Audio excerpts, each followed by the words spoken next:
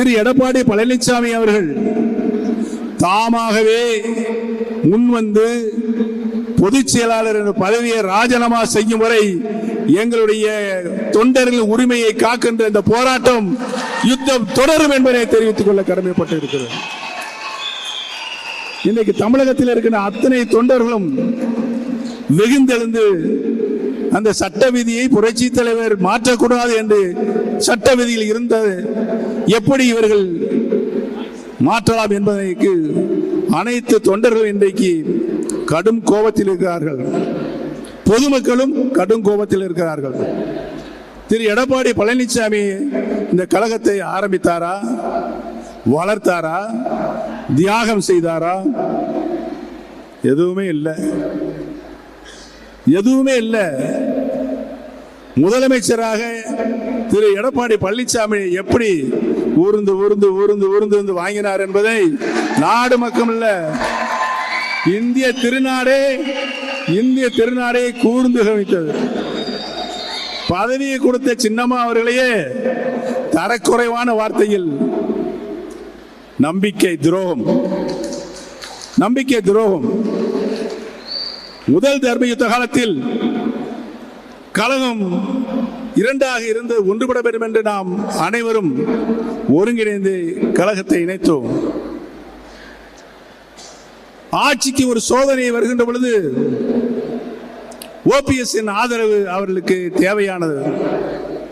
OPS ஆதரவு தந்ததனால்தான் அந்த ஆட்சி அன்றைக்கு 5 ஓட்டில் காப்பாற்றப்பட்டது. எதிர்த்து நான் வாக்களித்திருந்தால் ஆட்சியும் இல்லை, முதலமைச்சரும் இல்லை, இவர் கட்சியை கேள்விக்குரிய நிலை ஏற்பட்டிருக்கும். இவையெல்லாம் கொஞ்சம் கூட நன்றிகளை துளி அளவு கூட நன்றி இல்லாமல் தொண்டர்களால் உருவான இந்த இயக்கத்தை தான் மட்டுமே எல்லா பதவியும் கையில் வச்சுக்கிறோம், நான் சொன்னதை மட்டுமே கேட்க வேண்டும், எதிர்த்து யாரும் பேசக்கூடாது, நல்ல பல கருத்துக்களை தலைவர் கூறிய கருத்துக்களை, மாண்புமிகு அம்மா அவர்கள் கூறிய கருத்துக்களை, தலைவரும் மாண்புமிகு அம்மா இந்த கழகத்தை வழிநடத்திய விதத்தை, அவர்கள் நடந்து வந்த பாதை, கடந்த நம்ம எதிர்கொண்ட சவால்களும் எப்படியெல்லாம் கடந்து வந்தார்கள் என்பதெல்லாம் எடுத்து சொன்னால் அவருக்கு கோபம் வரும். நான் சொல்லுவதை கேளுங்கள் அப்படி என்று சொன்னால் தலைவரையும் புரட்சி தலைவியும் அவமரியாதை செய்கின்ற ஒரே ஆள் திரு எடப்பாடி பழனிசாமி தான். இதற்கெல்லாம் முடிவு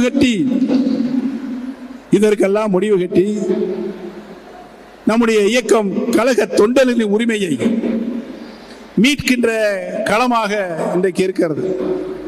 இங்கே கீழே உட்கார்ந்திருப்பவர்கள் நாளை இங்கே வந்து மேலே உட்கார வேண்டும். தலைமை கழகத்தினுடைய அத்தனை பொறுப்புகளில் அதைத்தானே புரட்சி தலைவர் எம்ஜிஆர் அவர்கள் விரும்பினார்கள். அதற்காக தானே கழகம் உருவாக்கப்பட்டது. மிட்டாதார்கள் மிராசதார்கள் தான் பட்டம் பதவிகள் என்று நிலை கழகத்தில் இருக்கக்கூடாது என்று புரட்சி தலைவர் அவர்கள் மனதார எண்ணினார்கள்.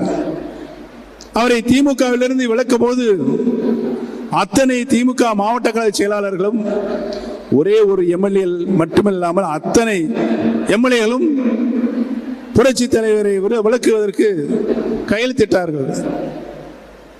அந்த நிலை கழகத்திற்கு என்றும் வரக்கூடாது என்றுதான் புரட்சி தலைவர் தீர்மானமாக கொண்டு வந்து அவருடைய மனதில் இதயத்தில் தோன்றிய தீர்மானம் கொண்டு இந்த இயக்கம் தொண்டர்கள் தான் கழகத்தினுடைய பொதுச் செயலராக தேர்ந்தெடுக்கப்படும் அந்த சட்ட விதியை மாற்றுவதற்கு எந்த கொம்பனாலும் முடியாது என்ற விதியை கொண்டு வந்தார்கள். இதெல்லாம் அவங்க கழகத்தினுடைய தலைமை பொறுப்புக்கு வந்தவர்கள் செய்கின்ற அவமரியாதை. நம்மை வளர்த்தவர்கள், நம்மை சட்டமன்ற நாடாளுமன்ற உருவாக்கியவர்கள், அமைச்சராக உருவாக்கியவர்கள், ஒரு சாதாரண தொண்டன் கூட முதலமைச்சராக வர முடியும் என்று இந்த கழகத்தை பக்குவமாக கொண்டு சென்றவர்கள். ஒரு தொண்டன் கூட. செய்திகளை உடனுக்குடனும் துல்லியமாகவும் தெரிந்து கொள்ள சப்ஸ்கிரைப் பண்ணுங்க.